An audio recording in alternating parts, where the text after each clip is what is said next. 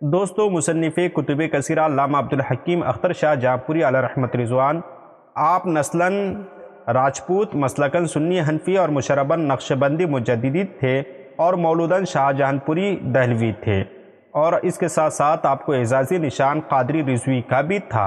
आप 7 जनवरी 1935 ईस्वी ब मुताबिक 1354 हिजरी को शाहजहाँपुर नामी गाँव में पैदा हुए। आपका ताल्लुक़ एक खाते पीते ज़मींदार घराने से था। चौधरी आशिक अली ख़ान के मजले साहबजादे आप थे। आपके 3 भाई और 3 बहनें हैं। आपके वालिद मोहतरम अपने इलाके के मशहूर और मारूफ शख्सियत और साबिक़ मुफ्ती आज़म दहली हज़रत शाह मोहम्मद मज़हरुल्लाह अलैहि रहमत रिज़वान से शरफ़ इरादत व बैत रखते थे।